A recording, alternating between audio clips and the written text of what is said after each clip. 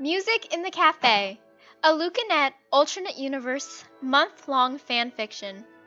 Each day will be based on a writing prompt from the Lukanette September 2019 calendar. I do not own this calendar. I will be linking the Tumblr post I found it in the description box below. Thank you for reading, listening, or watching. Please enjoy. Day 26. Soulmates. Hello, Tiki said brightly as Marinette and Alia walked in. I need some help with the streamers and someone, Tiki's eyes flickered to her boyfriend brooding in a corner table. Didn't want to help poor little me, she finished. You're not even that short. Go get a ladder, Plag drawled, making the girls laugh.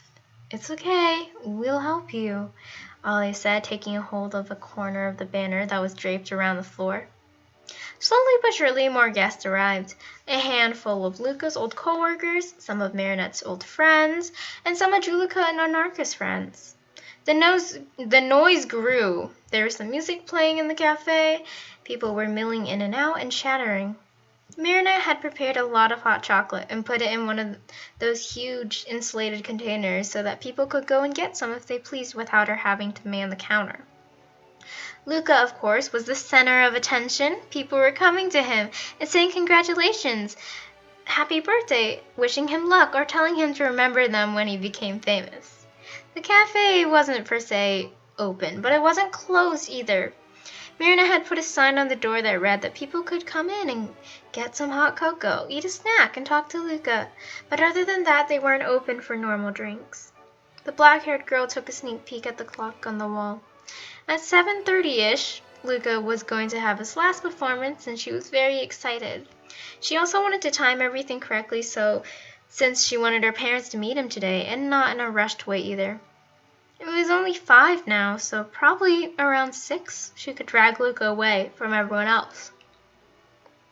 Are you ready for the meet the parents talk? Alia said, swooping over to Marinette's side. Nervous? Marinette said. Alia slightly frowned and wrapped an arm around her friend. Don't be. They'll love 'em, Alia promised her. Marinette smiled at her friend, and Alia pointed to something, directing Marinette's line of vision to it. See, even Plag is warming up to him, she said with a smile. Indeed, Plag gave Luka a clear, firm handshake and a slight smile. That's good, Marinette sighed. Enjoying the loving scene, Tiki said, coming up from behind. Yes, and oh, isn't that just adorable? Alia cooed when Nina walked up to join Plag and Luka. Good for them to know that they need to be friends if they're going to be our boyfriends. Tiki laughed. Marinette nodded in agreement. Her face went a little pink, though. Even after 3 weeks, it was still a marvel to her that they were actually dating.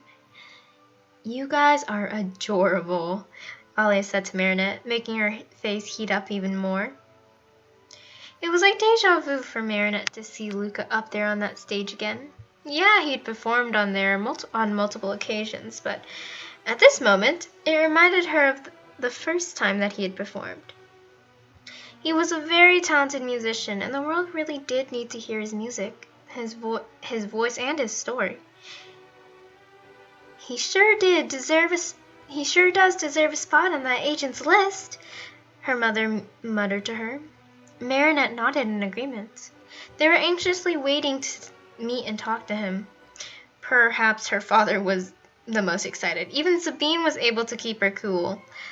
Tom, not so much. When the performance ended, Luka thanked everyone and stepped off stage. Immediately, he was whisked away to the back to meet the new Panchangs. Hello, Luka said politely. Tom energetically nodded his head. Hello, Luka! My name is Tom, and this is my wife, Sabine. It, of course, wasn't necessary for her parents to tell Luka their names, because bakery, but it was a classic introduction. It's so nice to finally and officially meet you both. I used to go to your bakery as a teenager, Luka said with a smile. He flickered his eyes at Marinette. I must have never seen Marinette, or else maybe we would have done this a long time ago, he joked. Tom gave a hearty laugh. You were excellent on stage. I told Marinette that it was clear that you'd earned yourself a spot on that agent's client list. Sabine smiled. Luca thanked her for the nice compliment. Her father began to ask Luca more questions about his schooling days, how art school was and all that. It's not like Tom knew anything about music, other than, the basics that everyone knew. It was just that he was, as said before, excited. At least he's not interrogating him, Marinette laughed and said lowly to her mom. I think your father isn't the type to do that. He scares the boys away by being too excited, Sabine mused. Maybe. Luca seems to be welcoming it. He and Julika grew up without their father, so it might be nice for him to, have a caring father-in-law. Marinette thought out loud. Sabine nodded and began to move farther away from Luca and her husband and more towards the party. Let's give them space, she said, and Marinette obliged. He makes you very happy, doesn't he? Sabine asked her daughter. Marinette blushed and nodded. Then I welcome him to our family, and his sister and his mother are wonderful too. Anarka perhaps matches your father's excitement. Sabine laughed, turning towards the gray-haired woman chattering about her son, his music, and his girlfriend.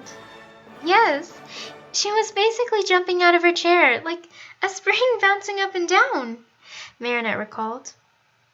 I think we're going to be very happy together, and for the rest of our lives, she hummed.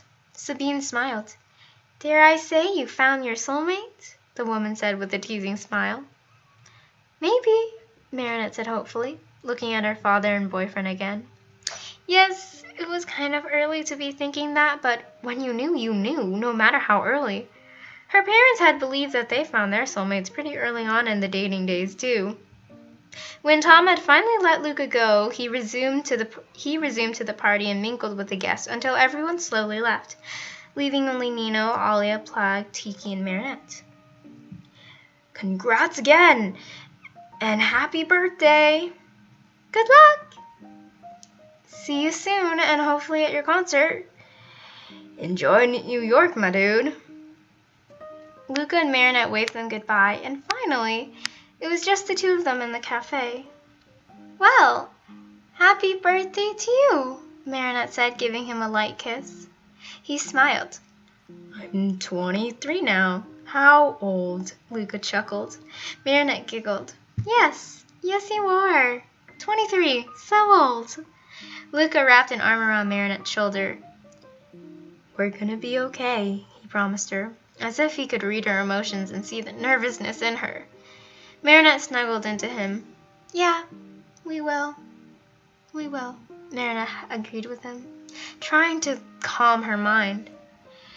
Maybe physical difference didn't break Marinette and Adrian apart, but any type of distance could lead to the breaking of a relationship. But no matter how many irrational thoughts ran through her head, there was always that one feeling that said that it wouldn't be like that. Perhaps that's what a soulmate was. Maybe a soulmate isn't the perfect person for you that you dream of each night. Maybe soulmates aren't the hand-in-hand identical copies of each other. Maybe a soulmate is someone that, against all odds or thoughts, makes it through. And Marinette knew that she and Luca, they'd make it through.